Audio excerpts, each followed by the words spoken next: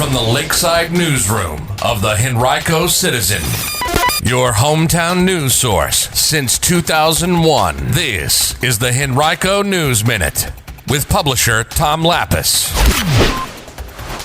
Some Henrico parks and schools soon will get greener. We'll tell you why that is coming up on today's Henrico News Minute. It's Wednesday, May 10th, 2023, and it's brought to you today by Henrico County. And now for the news. A new partnership announced yesterday between Henrico County, its public school system, and local nonprofit Capital Trees will help some schools and parks in the county become greener.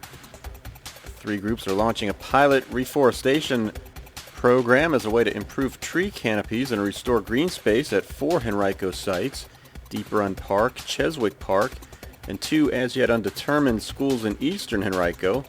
It'll all begin this fall with the ultimate goal of expanding the efforts to all parks and schools countywide. County officials announced the plans during a press conference yesterday at Deep Run Park, which is currently undergoing some enhancement efforts. Cheswick Park also is in the midst of an improvement project which made both parks ripe for this type of effort, said Three Chop District Supervisor Tommy Brannon. The initiative is the first action to result from the Henrico Environmental Action Resource Team, or HART, which is a think tank of county agency officials created last fall that's designed to weigh possible environmental efforts countywide. Henrico will spend $50,000 to hire Capital Trees to provide guidance and advice about which trees to purchase, where to plant them, and how to best maintain them. The local organization also will help the county apply for grant funding and coordinate an annual volunteer event. Henrico officials will operate the program and pay for its costs, which were not announced. You can read more about this partnership and effort right now on our website, henricocitizen.com. Your chance to weigh in on some transportation projects comes next Tuesday, May 16th, when Henrico Department of Public Works officials will hold a public information meeting about projects to improve safety and mobility on Hilliard Road in Lakeside, as well as the construction of the southern portion of the Fall Line Trail, which will run through Lakeside. The meeting will take place from 5 to 6:30 p.m. at Lewis Ginter Botanical Garden, 1800 Lakeside Avenue. You'll be able to review plans and schematics and ask questions as well as comment on the projects.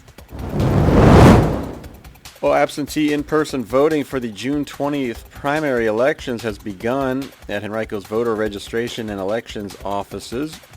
County voters can cast ballots at the Henrico Government Center and the Eastern Henrico Government Center from 8 a.m. to 4:30 p.m. Monday through Friday, now through June 16th.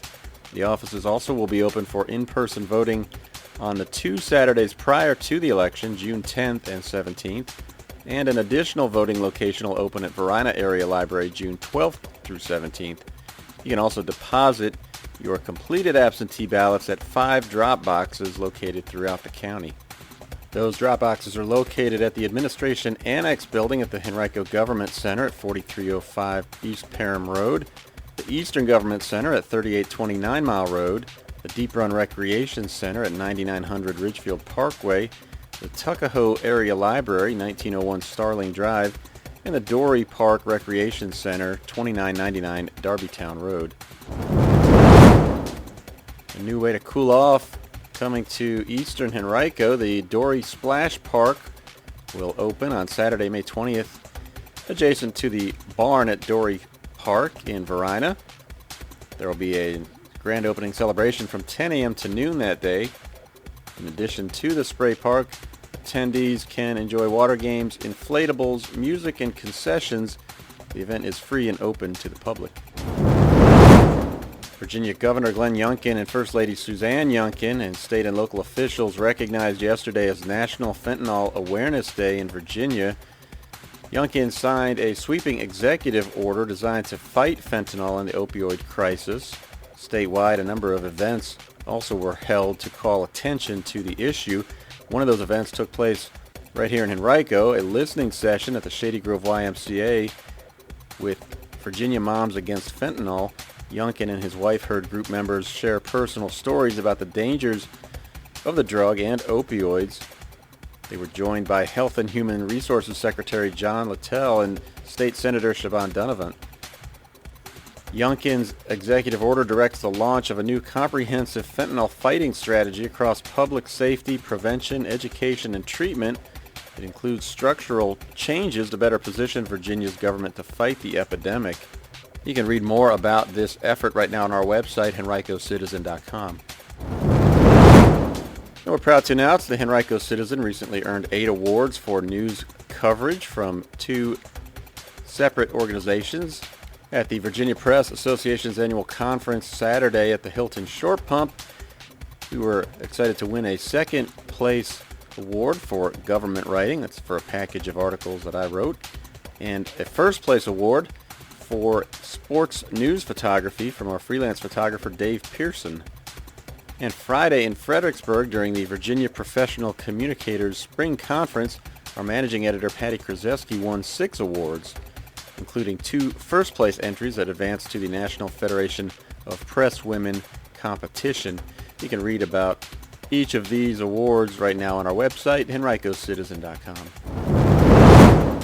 Today's Henrico News Minute has been brought to you by Henrico County. Henrico County is now hiring.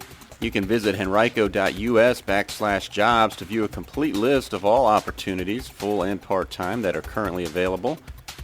To learn more about Henrico's commitment to its employees and the Henrico Way, and find out why employees like Henrico Police Logistics Asset Manager Kristen Gaines say, quote, "Henrico feels like my home. It really is my family. I can't imagine doing anything else."